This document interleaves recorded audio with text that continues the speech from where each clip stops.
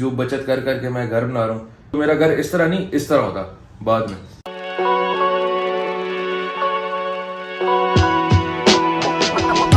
So guys, after 2 days of patience जो soil testing की report थी वो हमारे टेबल के ऊपर आ चुकी है।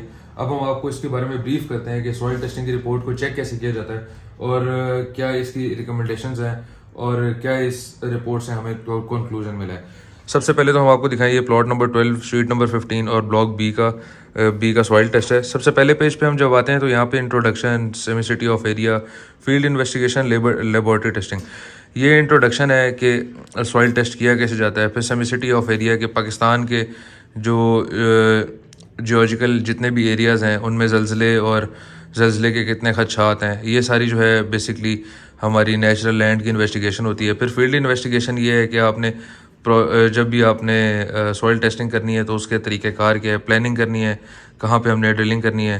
फिर उसके बाद स्टैंडर्ड SPTS होता है कि आपने कितनी गहराई तक जाना है। वैसे जो रिकमेंडेड होता है वो 15 फुट तक होता है कि आपने 15 फुट तक एक रेजिडेंशियल प्लॉट की गहराई तक जाना है।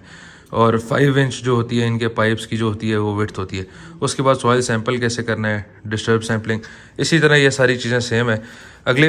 अगले पेज पर हम जाते हैं तो मोस्ट इम्पॉर्टेंट चीज़ जो है वो जिसका हमें इंतज़ार था वो था सॉइल कंक्लूजन एंड रिकमेंडेशंस। ये जो होती है हमारे प्लॉट की सारी स्टोरी बता देती है कि हमारे प्लॉट के अंदर कितनी फिलिंग है और हमें क्या जो रिकमेंडेशंस हैं वो लाजमी फॉलो करनी चाहिए। सबसे पहले कंक्लूजन हम पढ़ते हैं कि जो इस प्लॉट के अंदर रिकमेंडेशंस हमारे प्लॉट के लिए है क्योंकि हमने अपने प्लॉट को बेसमेंट के बगैर कंस्ट्रक्ट करना है। अगर हम बेसमेंट के साथ कंस्ट्रक्ट करते हैं तो कम से कम हमें 10 फुट की गहराई तक खुदाई करनी पड़ती। सबसे अच्छी बात अल्हम्दुलिल्लाह हमारे प्लॉट की ये थी कि हमारे प्लॉट जो है वो इस शेप में है, रेक्टेंगुलर शेप में, और उसके एक कोने के ऊपर जो है वो फिलिंग निकली है। जो लेफ़्ट कॉर्नर है उसके ऊपर फिलिंग निकली है और वो भी 4 फुट की फिलिंग निकली है।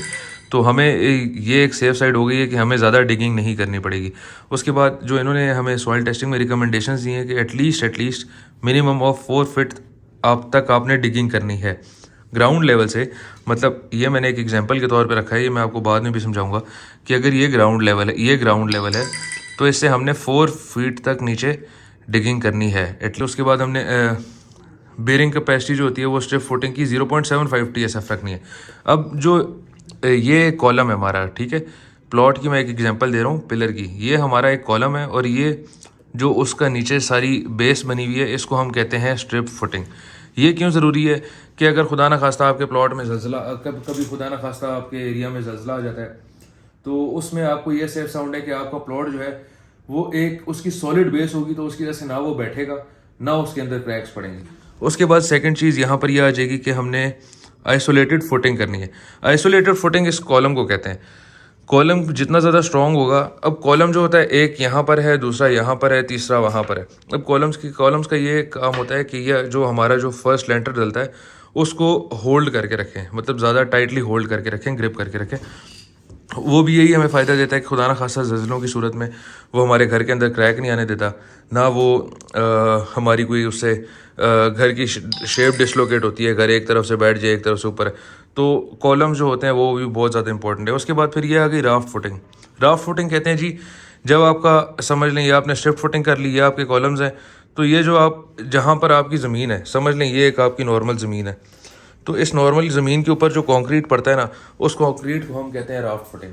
ये सब कुछ देखने से हमें ये अंदाज़ा हो जाता है कि हमारे प्लॉट की जो सॉइल है वो अल्हम्दुलिल्लाह सॉलिड है और हमें कंस्ट्रक्शन में फ्यूचर में कोई मसाइल नहीं पेश आएंगे, ना हमारा घर बैठेगा। अभी मैं गाइस आप लोगों को कह रहा था कि सॉइल टेस्टिंग जो है that is one of the most important factors while constructing a house, क्योंकि ज़्यादातर लोग इसको भूल जाते हैं, इसके ऊपर फोकस नहीं करते। मुझे जो इस सॉइल टेस्टिंग की रिपोर्ट के ऊपर कॉस्ट है वो है 12,000 रुपये।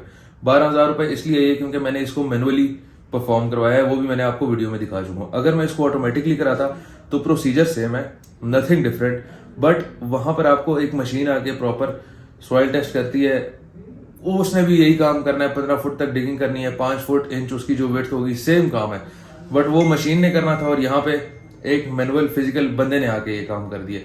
तो अगर आप मैनुअली कराएंगे तो मेरे ख्याल से 12,000 मुझे कॉस्ट पड़ी है, और अगर आप इसको मशीन से कराएंगे तो वो 20 से 25,000 रुपये लेगी। और रिपोर्ट तैयार होने में मेरी जो रिपोर्ट थी वो आई गेस आ गई थी 21 तारीख को, और मैंने जो सॉइल टेस्ट कराया था उसकी जो डेट थी वो मेरे ख्याल से थी 19 तारीख। 2 दिन के अंदर अंदर मेरी रिपोर्ट आ गई, और 2 दिन से मुझे ये फ़ायदा हुआ कि मुझे अगले सालों साल की जो मेरी कमाई है, मेरी जो बचत कर करके मैं घर बना रहा हूँ, ये सेफ एंड साउंड हो गया। अगर खुदा ना खास्ता अगर मैं ये ना कराता, मुझे ना पता चलता कि मेरे प्लॉट की 4 फुट तक खुदाई है।